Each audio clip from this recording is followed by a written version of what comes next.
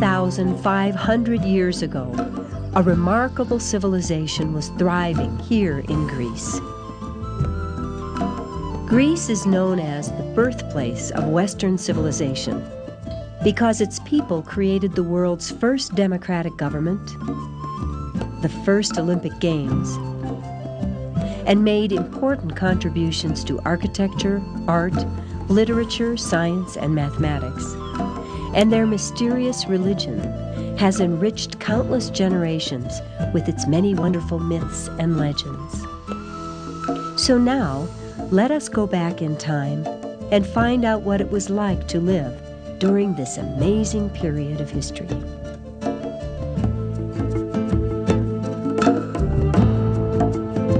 The civilization of ancient Greece developed here in the northeastern region of the Mediterranean Sea, in an area known for its beauty, where the mountains touch the sea. It is a place where olive trees spring from fields of wildflowers, and where shepherds still tend their flocks on the rocky hillsides of hundreds of remote islands. Because of the rugged geography of this ancient land, long ago, people from different parts of Greece were isolated from one another. And that is why they were rarely united under a single government.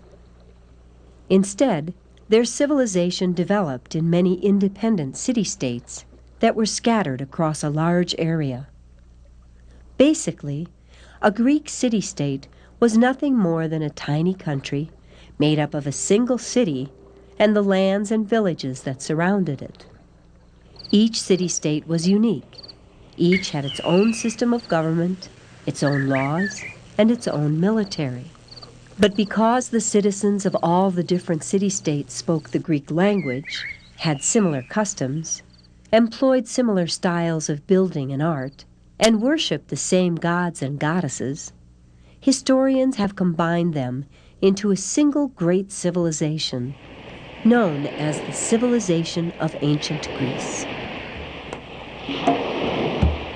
The lives of the ancient Greeks were strongly influenced by their religion, and by understanding their beliefs, we can learn quite a lot about the world in which they lived. The Greek religion was very well organized, and yet it wasn't based on sacred books of teachings, such as the Bible or the Quran. Instead, it slowly grew and developed over thousands of years. Religion was taught mainly through folk tales, called myths, that were passed down from one generation to the next. Greek myths told of the magical powers and adventures of the gods. The Greeks worshipped the nature spirits of rivers, springs, trees, and caves. But most important to them were the gods and goddesses that came from the snow-covered peaks of Mount Olympus. The ancient Greeks thought that the Olympian gods were a family of huge, all-powerful beings who could change their shapes by magic. The Greek gods were believed to be immortal. That is, they could live forever. Each god had a different role. Some governed various regions of the world, while others controlled the many different things that affected human life. For example, here we see a statue of the god Poseidon. He ruled the seas and all the creatures in them. Poseidon's brother Zeus was the king of the gods and ruled the sky and stormy weather. Zeus was also the father of many of the most important gods and goddesses. His children included Apollo, the god of the sun, Artemis, the goddess of the hunt, and Athena, the goddess of wisdom, to name just a few. The Greek gods were thought to be a lot like human beings because myths told of how they got angry and jealous and even fought with one another. The way the ancient Greeks could obtain a god's advice was by asking questions of a strange woman called an oracle. Oracles used a special room hidden underneath temples like this one. By performing special ceremonies, oracles spoke in the god's voice and could see into the future. The ancient Greeks believed it was very important to keep the gods happy so they wouldn't cause trouble in the world. And that was why temples were always the finest buildings in any Greek town. Greek temples weren't like churches, mosques, or synagogues because ordinary people weren't allowed inside to worship. Instead, a temple was built to be a home for a god's spirit. Several temples stood on the rocky hill of the Acropolis, or High City, that overlooked the streets of Athens. And of these temples, this one, called the Parthenon, was completed around the year 432 BC. The temple was constructed of pure white marble for the goddess Athena, the protector of their city-state. Inside the Parthenon, a famous sculptor had constructed an enormous statue of the goddess from wood, gold, and ivory. In Athens, the main festival of the summer, the Panathenaea, honored Athena's birthday. The festival began with a joyous procession in which gifts and sacrificial animals were brought to her temple. As people paraded through the streets, they sang hymns and played musical instruments. After reaching the temple, a splendid ceremony was held in which Athena's birthday gift from the Athenians, a newly woven gown, was placed on her statue. Outside the temple, the animals were sacrificed and some of their meat was burned on a sacred fire. After the ceremonies ended, the people of Athens enjoyed a typical Greek feast of meat, olives, grapes, cheese, figs, bread, and wine. Athens was probably the best of all the Greek city-states. It was famous not only because of its many fine buildings, but also because it was where the world's first democracy was established. In fact, democracy is a Greek word that means government by the people. Although the Athenian democracy allowed enslavement of people captured in wars and did not allow women to vote, it still proved to be very successful. Under it, Athens thrived, and with the help of some of the greatest statesmen, artists, and scholars in history, the city grew in wealth, beauty, and power. Religious festivals, such as the one honoring Athena, were very important to the ancient Greeks. Most religious festivals included contests in which athletes competed with one another in front of huge crowds. The largest and most famous of these contests, the Olympic Games, are still held today. The first Olympic Games took place here in ancient Olympia in the year 776 BC. Olympia was a sanctuary or sacred town built for Zeus, and originally the Olympic Games were held in his honor. To this day, the Olympic torch is still lit in Olympia and then is carried by runners to wherever the games are being held. Long ago, Zeus's magnificent temple stood proudly in the center of Olympia. Near it were a row of buildings called treasuries, where valuable religious offerings were stored. Also nearby was a smaller temple, the Temple of Hera, Zeus's goddess wife, whom the ancient Greeks called the Mother of the Gods. Just outside the walls of the temple enclosure stood the stadium and the athletic buildings where the contestants trained. Like Athena's temple in Athens, Zeus's temple at Olympia held a gold and ivory statue of the god that stood over 44 feet, or nearly 14 meters high. Zeus's temple was ringed with altars like this one, and on some of them sacrificial fires burned 24 hours a day. Sprinkled among the altars were the statues of the winners of past Olympic Games, and all around around them grew the wild olive trees that were sacred to Zeus. Today, the temple of the king of the gods lies in ruins, and his statue has long since disappeared. But the stones of its huge pillars still lie where they crashed to the earth over 1,500 years ago following a powerful earthquake.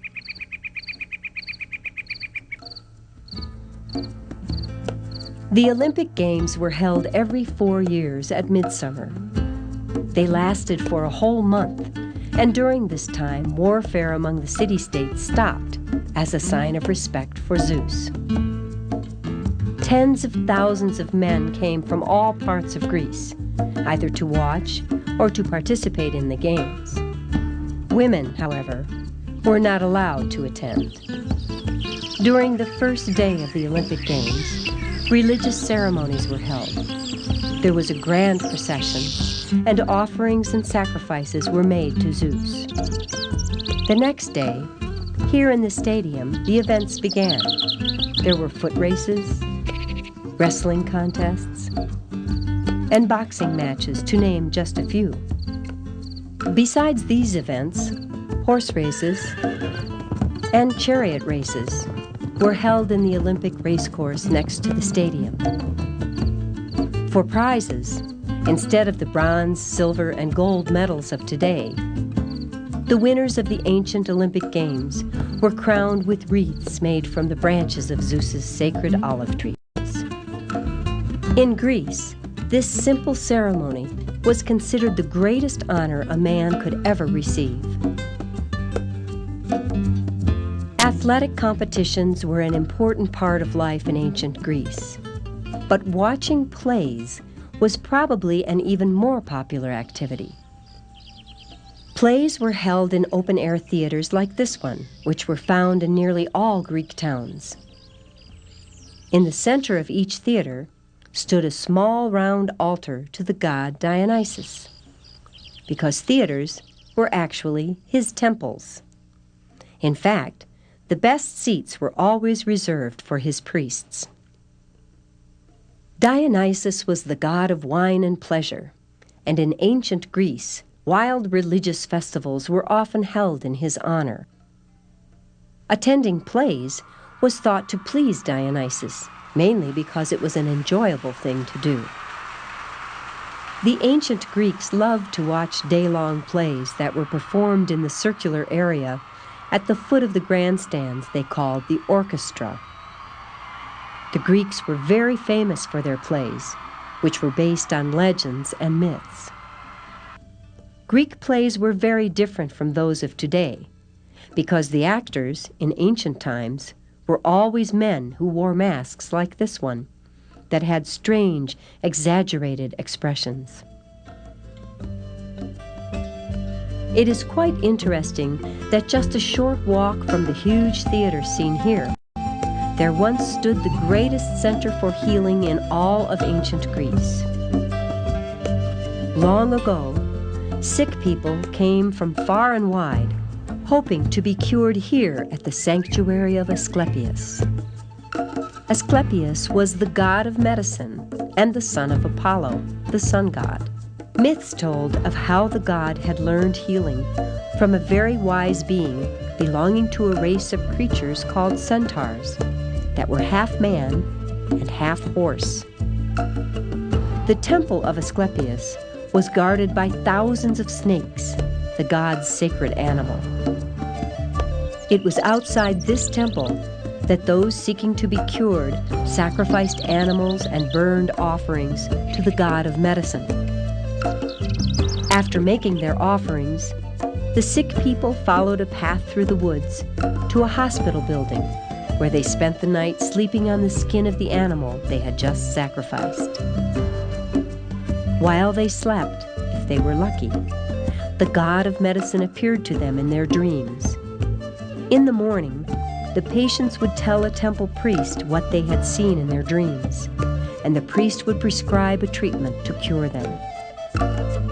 In ancient Greece, some of the most common treatments for sick people were having them take special baths, do physical exercises, or even having them perform mental exercises, such as studying certain books or writing poetry.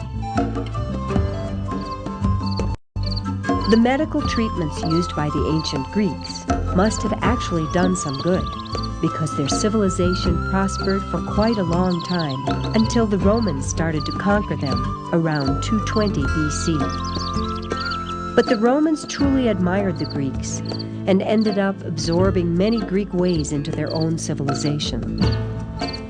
And so it was the Romans who spread Greek ideas, styles of art, and religious beliefs to the countries of Western Europe. And that is why ancient Greece has come to be known as the birthplace of Western civilization. When European explorers began to cross the great oceans, they brought Greek ideas with them to the New World. It is very easy to see the influence ancient Greece has had on us by looking at the styles of many of the buildings found in almost any town in America. Two of the best examples of the Greek style of architecture are found in Washington, D.C., in the fine buildings of the United States Supreme Court and the U.S. Capitol. And it is interesting to think that inside of these famous buildings that were built to resemble Greek temples, the democratic principles of government that began thousands of years ago in ancient Greece are still being followed today.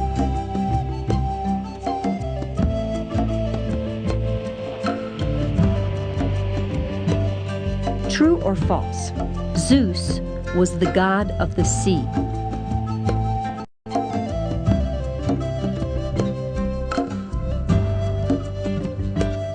True or false? Greek theaters were temples to the god Poseidon.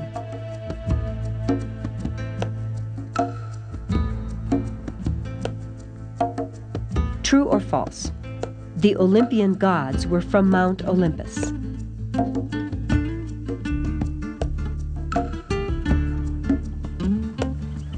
True or false? Dionysus was the god of wine and pleasure.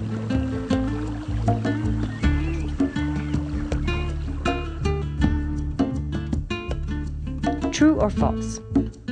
Only men acted in ancient Greek plays.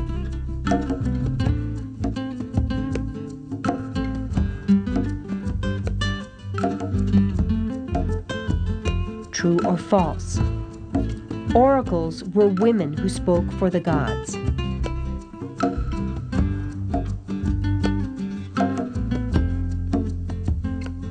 True or false? Athena's temple was called the Parthenon.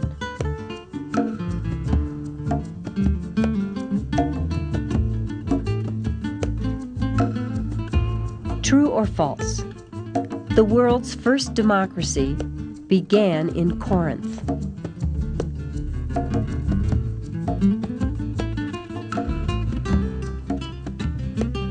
True or false?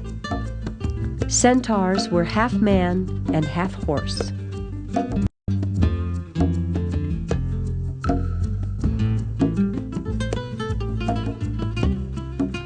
True or false? The word Acropolis means high city.